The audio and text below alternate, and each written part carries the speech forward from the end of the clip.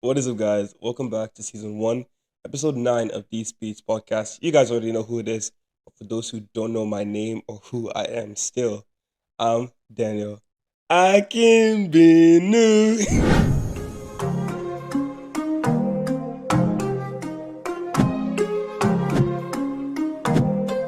Once again, I want to say thank you so much for coming back into another episode of D Speech Podcast.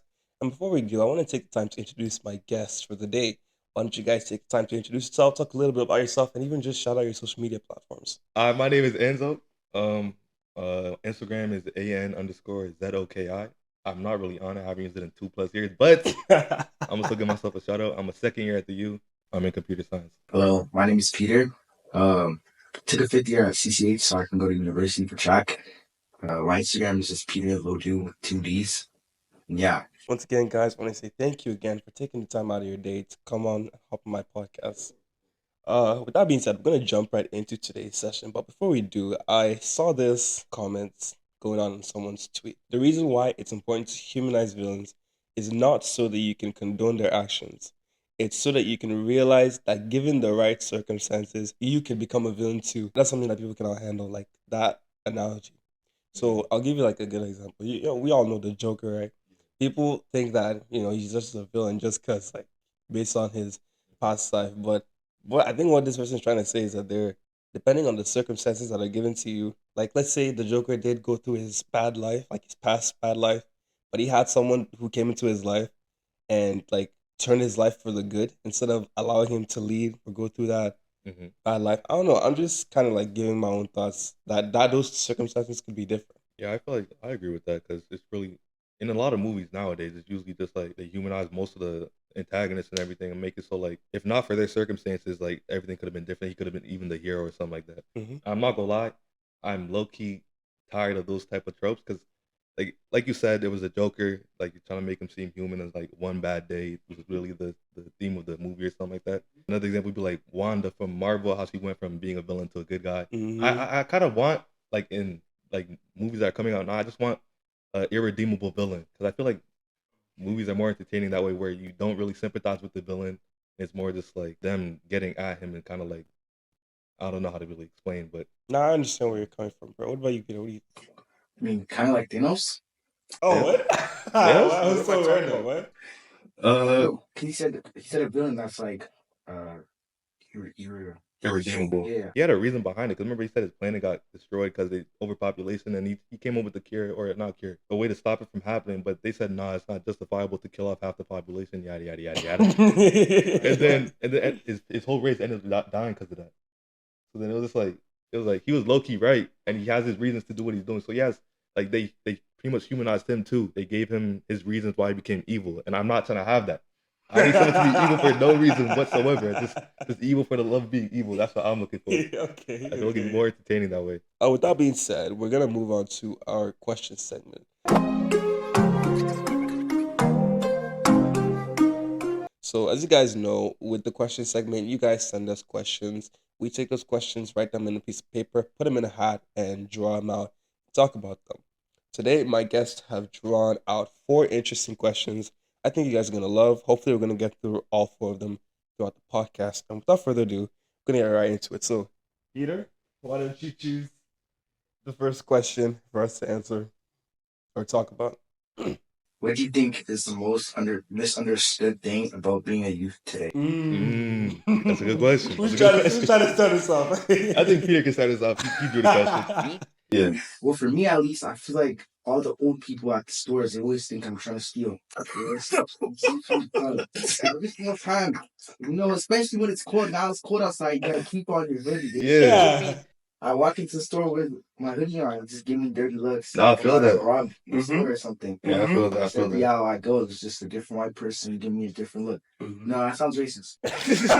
I didn't need that. I mean, old people in general. Right. Old people in general. Because it's really not even only just white folk. It's just like really just anybody. I think the other day I went to this Arab store. I had to go get something for my mom from there, right? And I had my do rag on. I was walking in with my hoodie, and then they like the second I walked in, bro. all eyes on me. I was like, damn, bro. Like, I didn't even do anything. I wasn't even planning on doing it. I was trying to buy some bread. Like, that's all I'm here for. Nah, I feel you, bro. I feel like, damn, y'all gonna see my dogs now. I feel like, no, I agree with you guys. I feel like they've given us like a title, not really a title, but like if they see someone of this description, black, either the hoodie on, their durag on, or some sort of thing that's covering a part of their face, like head to chin, right? They're most likely going to do something bad. When obviously that's not the truth. And like you said, Peter, it's low key kind of cold outside. So if I'm walking in with a hoodie on, it doesn't mean that I'm coming to steal. People tell me a lot that I'm like a really nice person, and like I just show too many nice attributes.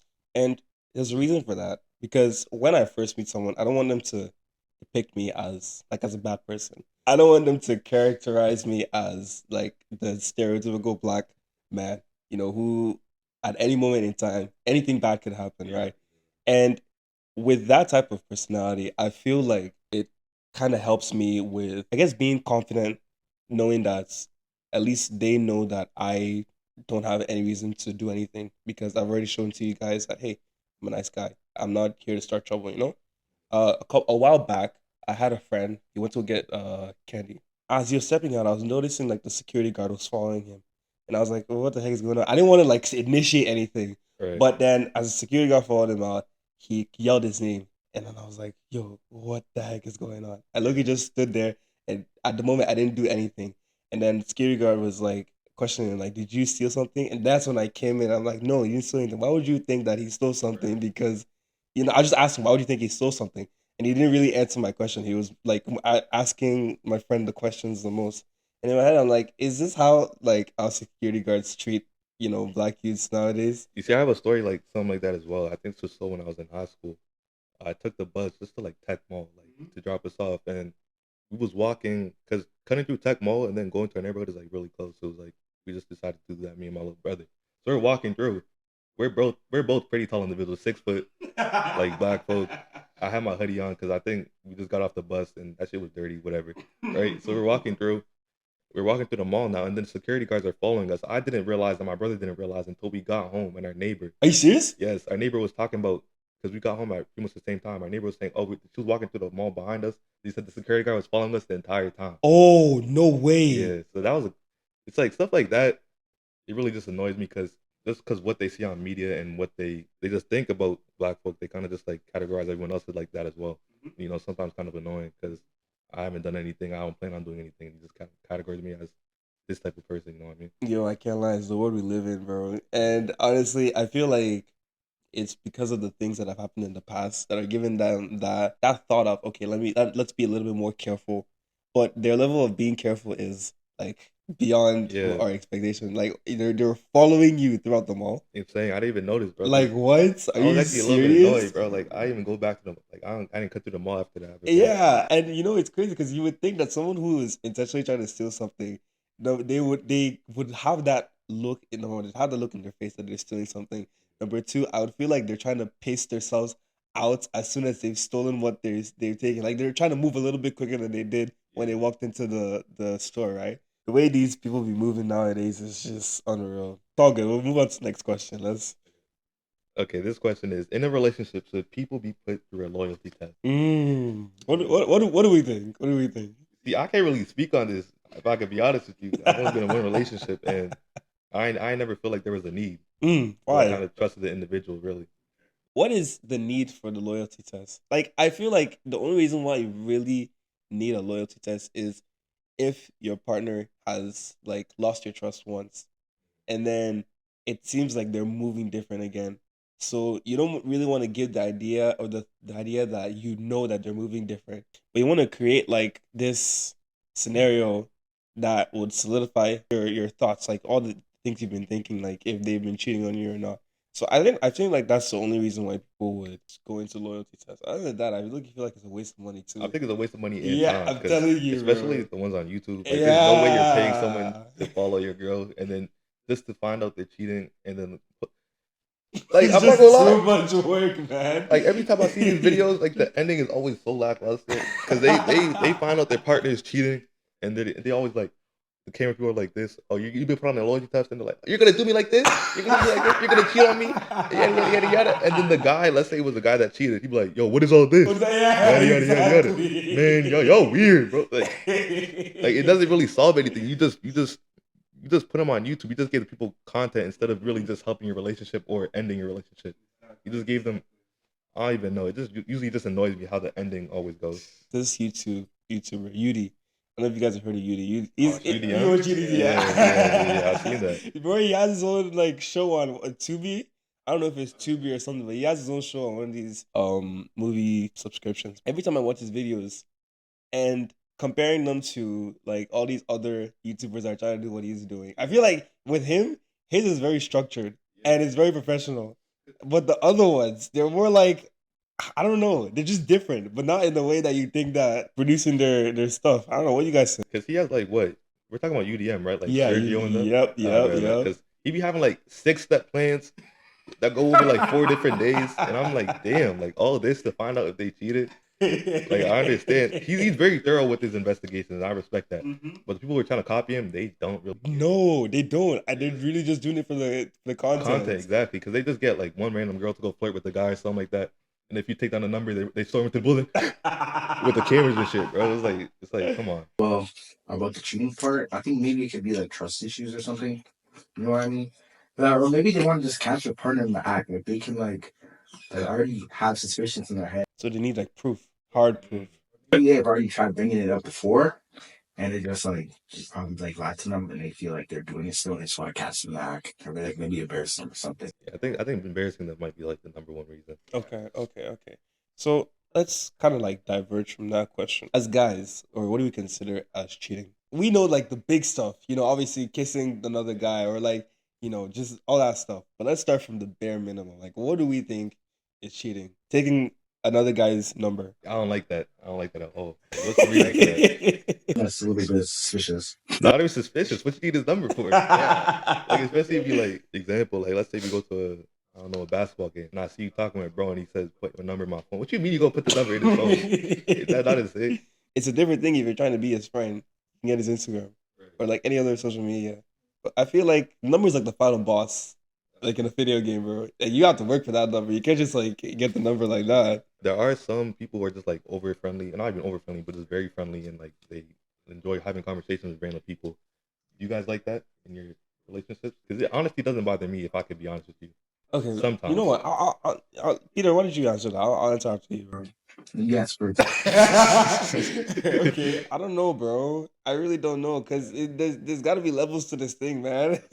There has to be. If you're overly being friendly with this guy and like showing that you're showing you're really interested in them, like you're really invested in them, I Like can't laughing lie. at every joke type of thing. Exactly. It's the same thing.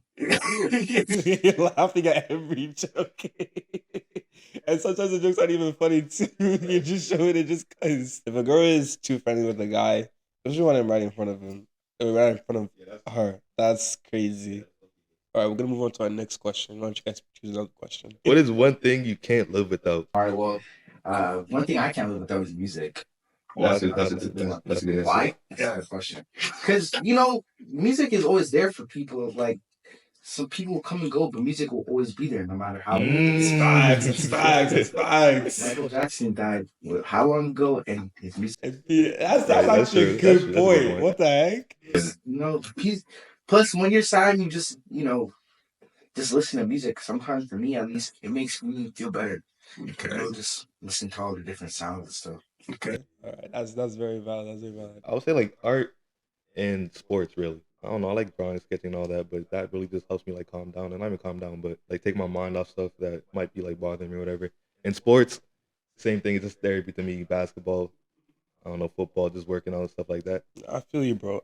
For me, can't think of one thing that I can't live without. Can't live without my Bible. I read my Bible a lot, so I should have said that too.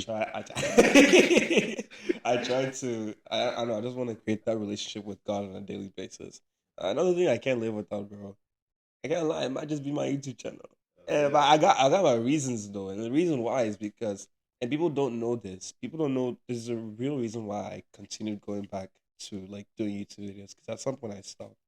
And the reason why is because I know there's gonna be a day where I want to sit back and I want to go through those videos, and I want to like just remember that. I can't lie, I was low key nervous to create that video, but then when I did it, I was so happy. And look how great it turned out. It's like memories, bro. Like it's something that I just love to go back and look at and just be like, I did that. You know what I'm saying? Like That's you real. know, That's you, real. you know, at this, let me be honest with you, right? Let me be honest with you. Peter and Anzo, you guys are gonna sit back one day and be like, damn, I really did a podcast with these people. Of course, and that's then you're gonna go out to the podcast and too. that's also gonna be after you like blow up, 50,000 viewers every podcast. So I'm gonna be like, yeah, that's my dog right there. I knew it since day one. You know, if I'm being really honest, I'll be my family too. You know, it's tough being an African child, man, because you're trying to do everything in your power to like make your parents proud and everything. And sometimes, I'm not gonna say all the time, but sometimes it's like everything that you're trying to do, even the ones that they, especially the ones that they don't see, it's not enough. Like you trying to get the good grades, trying to be the best athlete, be the best doctor, be the best, like just be the best. And it's like everything you're trying is just not it. Well, I agree. For example, like, well, my mom, she's pretty supportive, with the track and just all the sports that I do in general. Like, she wants me to be good at them because I could probably, well, maybe I can go far with it. Yeah, but my dad's just like my number one hater. No matter what it is, no matter in school, if I'm getting better grades than the year before or track or anything, he always wants me to do better. But at the same time, he'll say that I didn't do good. Like when I ran a personal best, guys telling me I gotta go faster. But I feel that, yeah. That's crazy. It's like our basketball team when I was younger. My dad would come to the games, he'd watch and say, "You guys have trouble getting the ball into the hoop. You guys have to shoot better. I practice your aim." Whole time I look like, bro. Whole time I look like, what are you talking about? What are you saying? Like you said, you have to learn how to shoot the basketball into the hoop. Like that's not what we do the whole time. Like that's the only thing that's there in basketball. It's just like little things like that. I feel like it's just them trying to find their own ways to motivate you. And again, it's different for them because they weren't like brought up that way. And I can't lie, it's for me, at least from my experience, it's really hard to talk to my mom because in my head, I can ask her like a simplest question and expect a simple answer. Well, my mom's a lawyer, bro. Like she's gonna give you like evidence, like she's gonna break down everything for you. One thing my mom will do is make sure that she wins.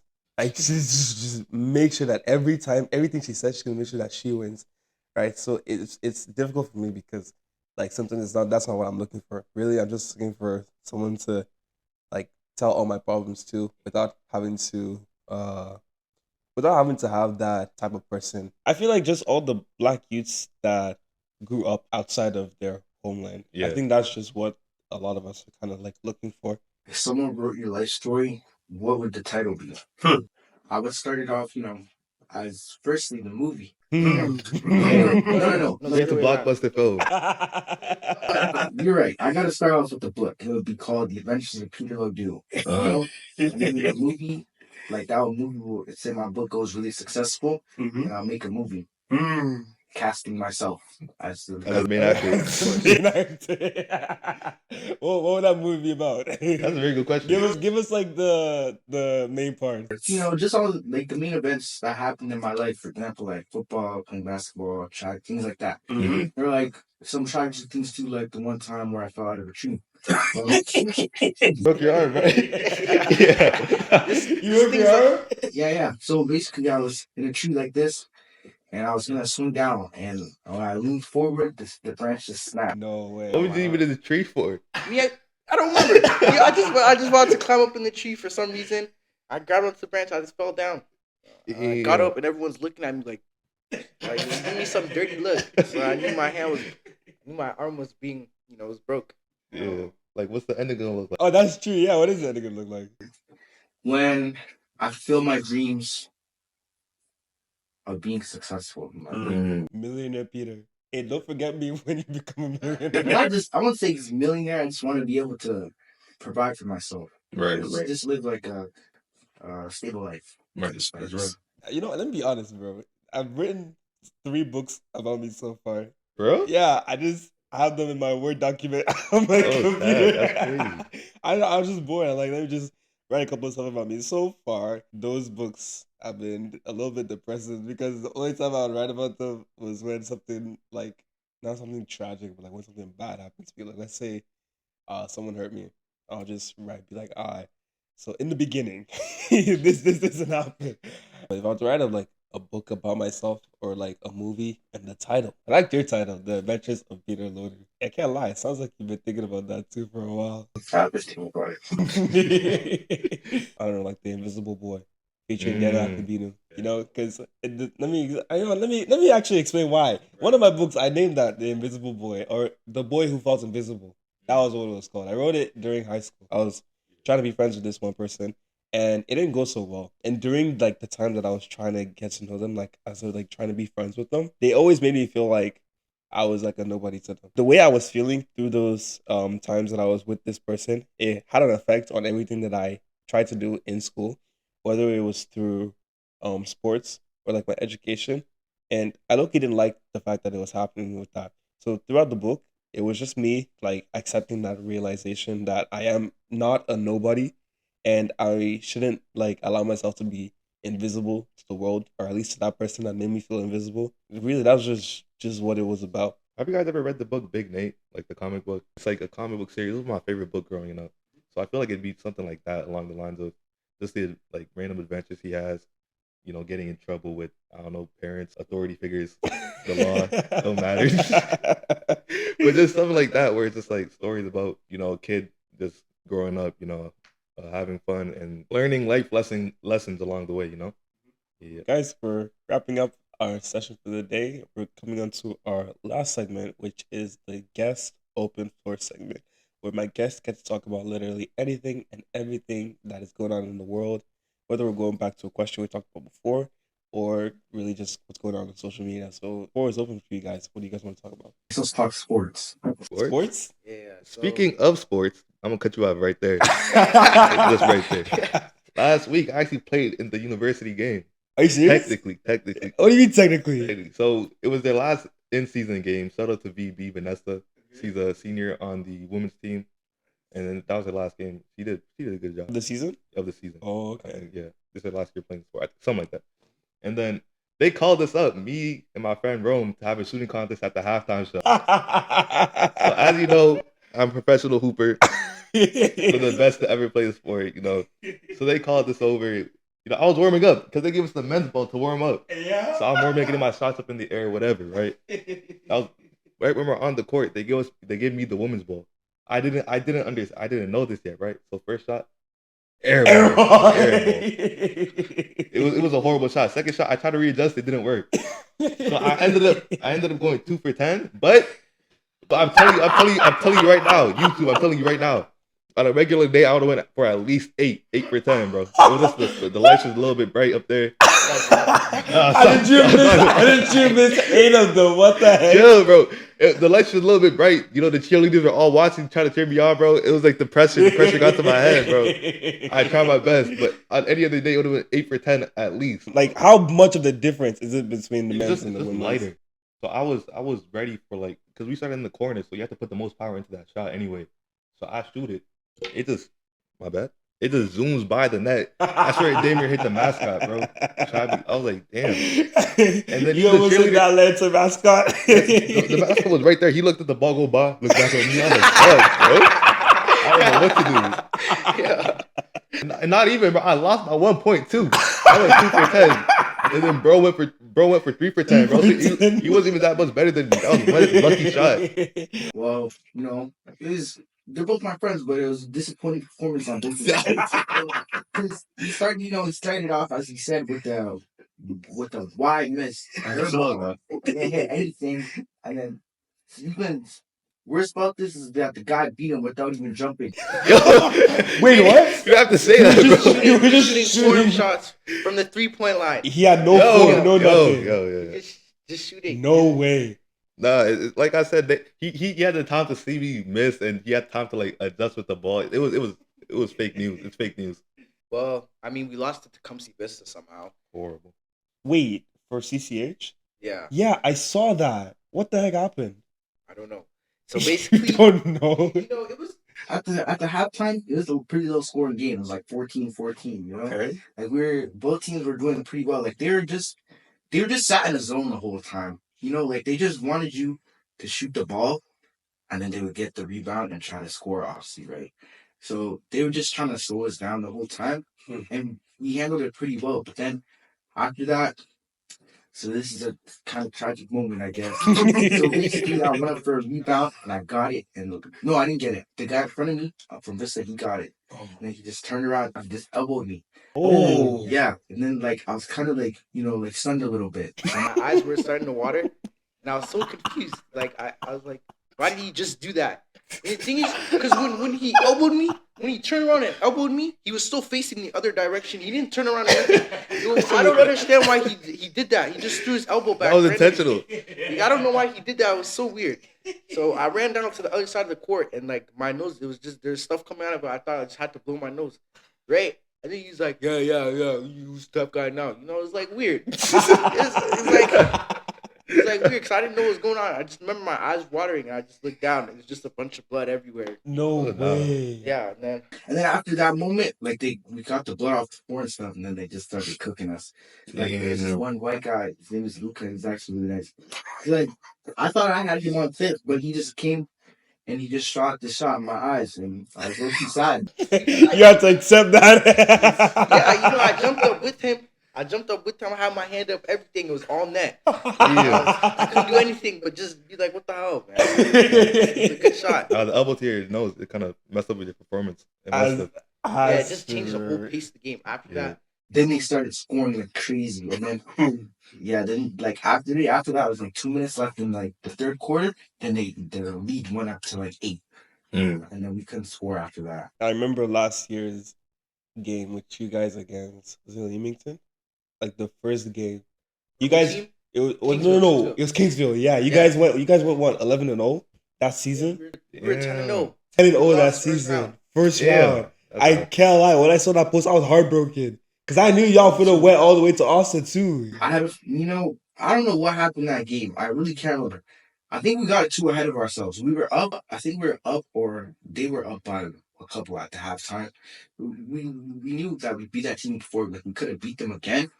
But we got too like ahead of ourselves, and then really the same thing happened like with the Vista game. Like there's just this one guy like just started getting buckets. That was really it. Like I remember, like I think he was in the Power Play Sports video. Yes, it was. Dribbled down. Snatch, shot it all net, and then the whole pace of the game changed. Oh my gosh. And then I think like we started giving up too when we saw that they were beating us, and we stopped trying as much. I know, right? Like at that point, it just feels like, what more can we do? Like we've already done everything. It was so sad. Has there ever been like a moment in y'all's life when like you just made the sick move and like that move just keeps replaying over and over in your head? Like I remember a time, and you were there at that time too. We went to this one park near the library in Forest Glade. Oh, Forest Glade. Yeah, it was me, you, a couple other guys, and I was guarding this guy named Wesley. Oh, you know Wesley, right? I was guarding this one guy named Wesley. And Wesley thought he could lock me down too. He didn't know I Loki could play ball too, right? He did this crazy move on me, and he did a step back, and he was just staring there and looking me down, like, what the hell? And he tried to take a shot. I came out of nowhere. I